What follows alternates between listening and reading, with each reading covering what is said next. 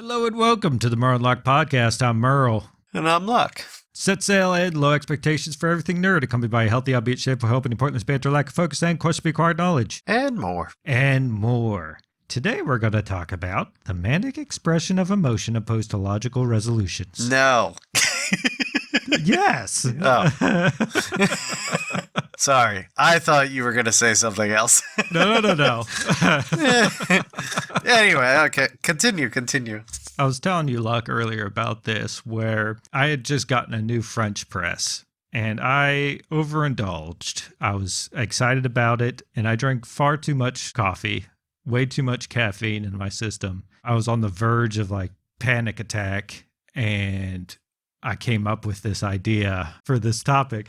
I was getting the little one up for school in the morning, and she was trying to take a bag of candy with her to school. Kids like having their snacks, right? I was like, okay, I'll let you take some of the candy, but not the whole bag, because that's way too much candy. Understandably so, she was frustrated, disappointed, and, she had the huff and puff. She was like, God, Dad, give me a break. I just want to bring this candy with me.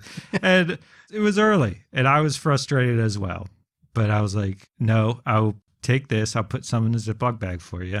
Gave her the Ziploc bag. She huffed and puffed, threw it in her backpack. She went out to refill her water bottle for school. And as she was filling it up, she was still frustrated, and she accidentally spilled her bottle over, and water just went everywhere. She became so overwhelmed. She stormed off in frustration. I was like, come clean up your mess. What are you doing? Left you a little speechless? Yeah, I grabbed her a towel, and I was like, here, clean this up. You made the mess. You can clean it up. It was just a mistake. Don't get upset about it. Obviously, I didn't approach it so calmly because we were already running late. Right. And I wanted to get out the door, and she went storming off. I was like, I don't have time for this tantrum of yours. Here's the towel. Clean up your mess. We got into the car eventually. I drove her to school. We didn't talk the entire time. And then when we got to the school, usually we have a little exchange like, all right, love you. Have a good day. And she gets out of the car and she goes off into school. But she didn't say anything. She just got out of the car and walked off. I spent a lot of time thinking about it during that day because obviously I hate that whenever we have arguments in the morning and we don't have that exchange. It almost throws off a routine, doesn't it? Yeah, so I spent a lot of time thinking about it. When I went and picked her up after school, I took her out and we got some food. We were sitting in the car and decided to have that conversation with her about the morning, and so we can try and remedy any resentment that would be held towards one another. I told her that it takes a lifetime to learn, but having those outbursts, like I said before, the manic expressions of emotion, where you kind of lose control and say something that is oftentimes regrettable, rather than think about the problem logically and have that conversation. We're all prone to it. I mean, nobody's perfect. I told her that that's more so what I was expecting. I realize you're emotional in this moment. And then I expressed to her, that's what I expected of you. And that's what I was trying to express this morning. You made a mistake. You spilled your water. Rather than simply grabbing a towel and cleaning it up, you had that outburst of emotion and you stormed off. But I also said to her that I myself was very frustrated with her storming off.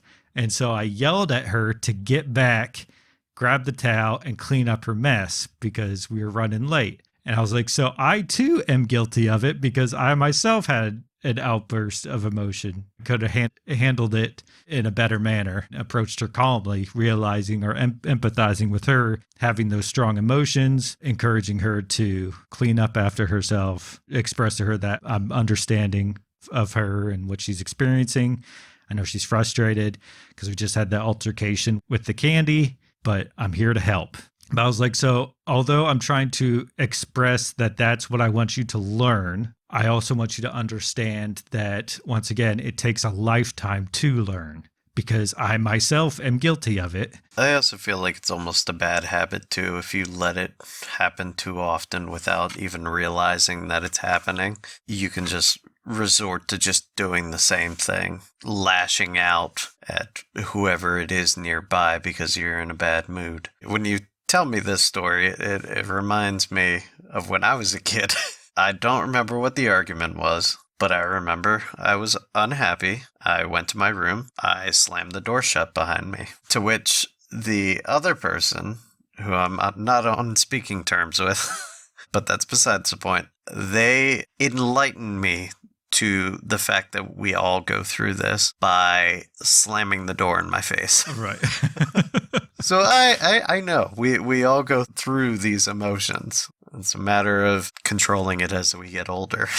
It's a lot to take on and a lot to learn, especially during those early teen years. And it's kind of overwhelming. Constant consideration of absolutely everything. You're already overwhelmed with trying to navigate society at this point and trying to find patience with school and all the interactions that you have there. Plus at home and trying to adhering to the teachings of your parents, that you're just, you're trying to figure out your own shit and everybody's just harping at you constantly. I mean, I completely get it and it sucks. I tried to tell her I'm trying to navigate it properly, and we've had conversations in the past where like she's done something unsavory and then I have an outburst at her for behaving in such a manner, and then we'll reconvene and try to make things right, find common ground, and I'll tell her my concerns, and then I'll open the floor to her and say, okay, do you have any concerns for me?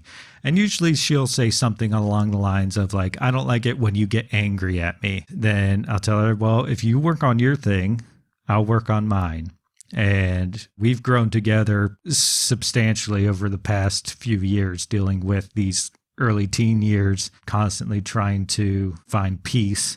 I've grown a lot as far as patience goes, but yeah, we're still susceptible to those emotional outbursts. But going back to the conversation that we were having after she had went to school, I think she's getting to the point where she's becoming self-aware. She did admit, like, you know what, it is my fault because I had the outburst about the candy and I threw you off guard. She reiterated the overwhelming nature of having had those frustrations and then spilling water all over the place.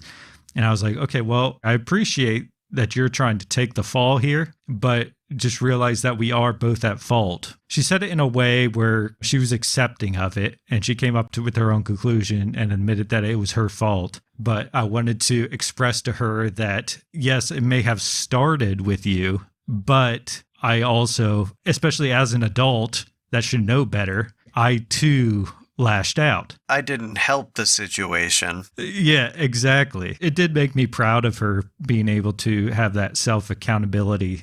And I really appreciated that. And that showed a particular sign of maturity on her part.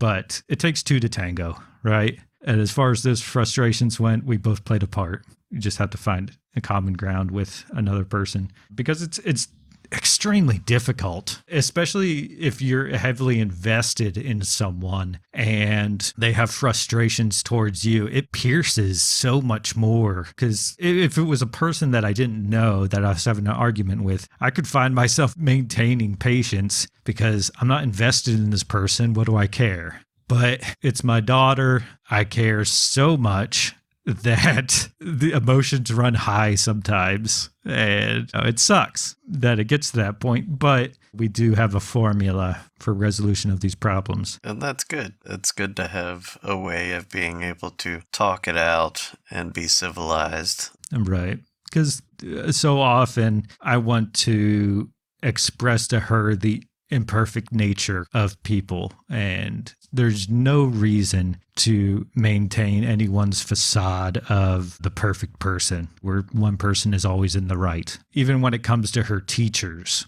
I say it's important to show respect to the people that teach you, but she'll often complain about one thing or another, like something that their teacher was unwilling to admit they are wrong. And I'll say, well, let's try to be empathetic here. Let's think about what they have to experience on a daily basis. How many children do they have to teach?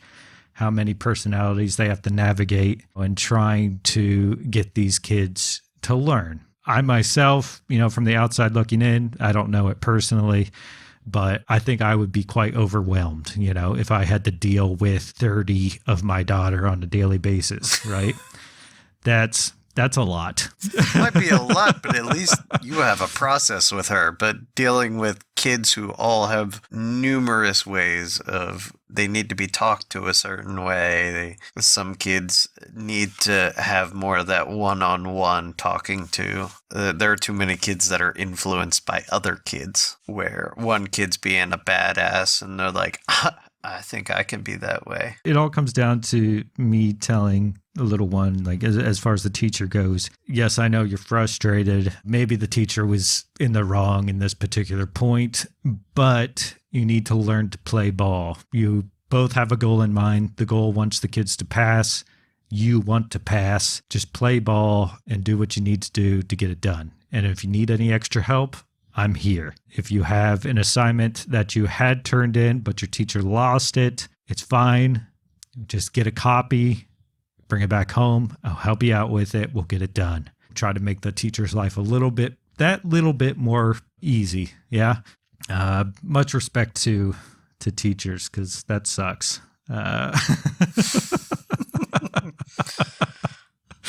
Good on you. Good. Yeah.